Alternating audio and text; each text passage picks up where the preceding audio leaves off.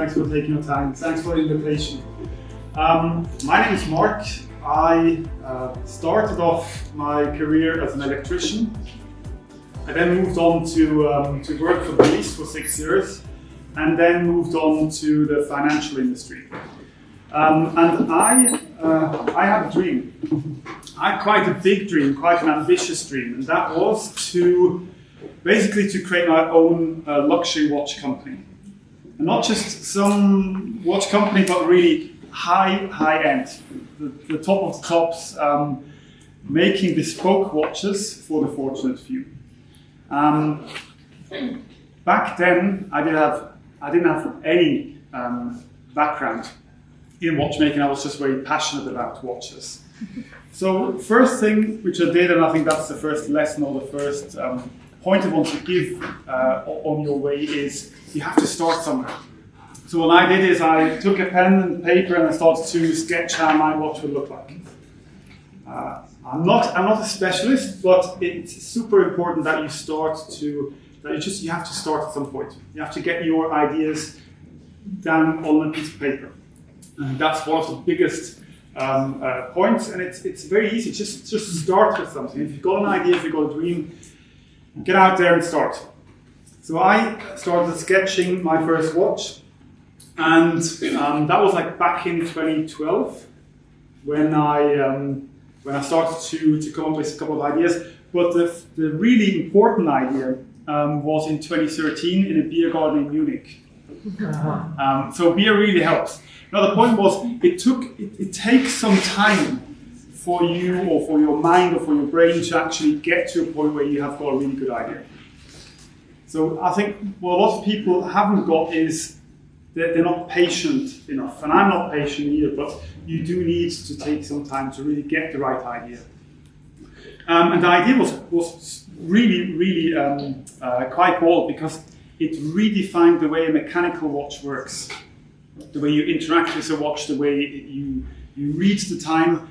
So it made it actually even more complicated to execute the project. So it was a great idea, but the mountain was getting even higher at that point. It was literally like trying to fly to the moon, because first of all, I wasn't a watchmaker. I didn't have a team, I didn't have the education, I didn't have the finance, and by the way, what I'm doing right now, the sheer idea of standing in front of people back in 2012 would have given me a heart attack. So just to show how far you can get this down. So it was really like, I've got a great idea, I want to do it, and where am I going to start? What am I going to do to actually get there? Now, one big lesson is usually that's the point where you should just say, I'm not going to do it. And what I want to tell you is you really have to do what you're passionate about. I think that doesn't matter if you're starting a startup or if you're working in a company. If you do not do what you're passionate about, you're never going to be really good at it. You're not going to have enough energy to do it for as long as you have to do it. And you're not going to scare the hell out of yourself to try to achieve it. I think that's really important. You have to do what you're really passionate about. So that was the starting point. Now, what you also need, really important, to get people on board which can help you with what you want to achieve. In my case, I didn't have any connections to the watchmaking industry, but I knew an engineer. And he was working in a completely different field. So he was specialized on trains. So the wheels and the parts are significantly bigger. And when I approached him and told him what I want to do, he was like, are you nuts? Do you really want to do this? And how can I contribute to this? Eventually I was able to convince him, and I think that's another key element. You need to be able to be that driven by an idea and that passionate that you can pull other people and get other people on board to help you to achieve it. And even if you've got the feeling, well, I don't know the right people, start with the people you think could help, could contribute to get there. You have to be creative, because you're not going to have the money, you haven't got the resources. Be creative. So that was one part. He's, by the way, on the left side. That's Philip. So he helped me from the beginning on. At some point, as you saw before, sketches weren't that good, So we got a designer on board as well. And here again, interesting things happen if you've got a goal, if you've got a focus. You start to meet people, and those people know people which can help you. So I went to a wine tasting, and the guy there said, "Oh, that sounds pretty cool what you're doing. I know a designer, I know a watchmaker." So I said, "Well, are you able to introduce them?" He said, "Yeah, no problem, we can do that." So again, if you have got an idea, go and talk to people. Lots of people they've always got the feeling, well, if I'm going to share my idea, somebody's going to steal it. But the point is, probably you're one of the only ones which I think the idea is going to work, and second, who's really passionate about it, and third, usually it's easier to follow than to lead. So to start something new or to create something new is far harder, and usually people don't want to copy it. So if you don't share, you can have a great idea, and at some point you're going to wake up in the morning, you're going to read a newspaper, and you're going to see someone else did it. Because you didn't start. So I started to build a team. Now, another key part was I needed education. So I came here. I was actually studying 2 stories further up, and I was really bad at school. I hated it because I didn't know why should I do it. Back in the days, it was like, what's the meaning of learning all this stuff, geography and all that. So the point is, when I came to Venturelab, I knew exactly why I'm going to do it. I had a clear goal, and I knew exactly when I had the books open, I had my own book next to it, where I could sketch and try to suck up as much as possible for my business. And that's also important. I believe if you're not driven by an idea, you haven't got a goal, it's so much harder to learn, because your brain is constantly going to say, why am I learning this? I'm not going to use it. So this really helped me to actually pass. I don't think I would have been able to do it otherwise. Now, it took several years, ups and downs, and to get to a point where we started to get a bit more traction, because the first sketches, the first ideas were still really, they were just miles off of a luxury brand which I wanted to build. And I was able to meet the watchmaker, as I said before, one of the world's best watchmakers over here, and I was able to convince him as well to get on board with us and to get this dream to reality. And this picture was taken. I was lucky enough to be picked by VentureKick to go through the process, and this was stage 3, so the last stage of the process. And this is a really good course, because actually every time you go there, you have to stand in front of the camera. You've got a jury, or better said, you've got investors there. You have to convince them what you're going to do with the money they would invest in.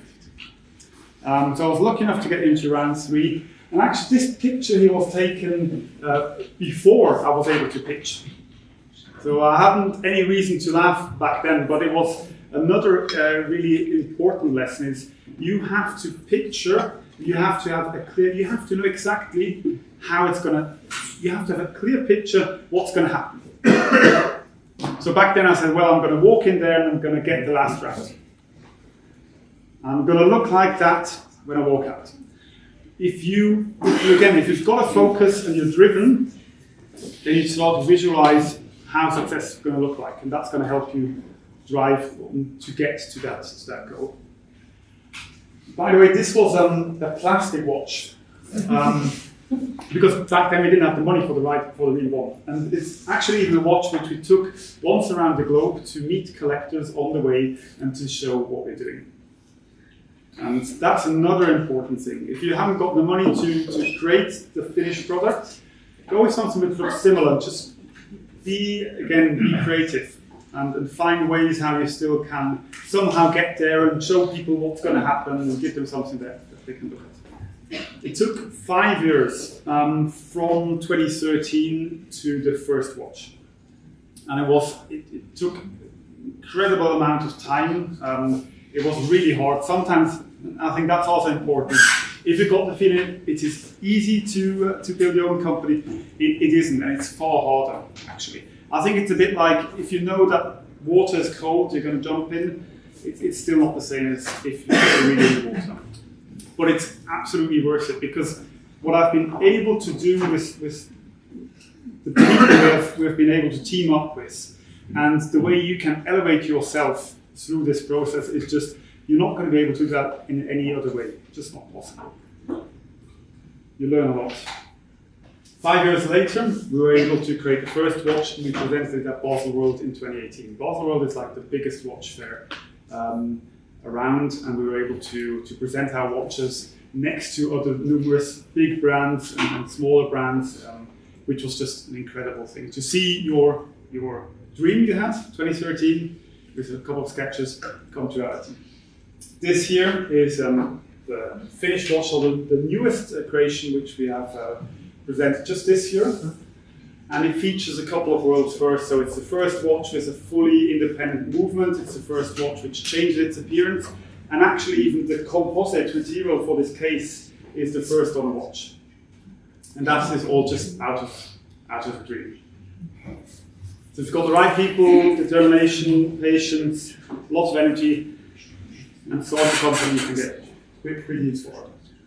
Now, the key takeaways, as I said before, I think it's really important. You have to follow your passion. You can have a great business idea, which looks great on paper and would earn you millions, but if you actually not like what you're doing there, then you're not going to have the energy to actually to execute on the plan. So really choose something which you like. I think another important lesson is start in your free time. A lot of people say, well, I've got bills to pay. I have to earn money. That's okay, but do it in the evening. Do it on the weekend. And if you're not prepared to do it, just leave it. Because if you're not prepared to invest your free time, it's probably not yours. So those are the key takeaways, and I would say now it's your turn. Thank you.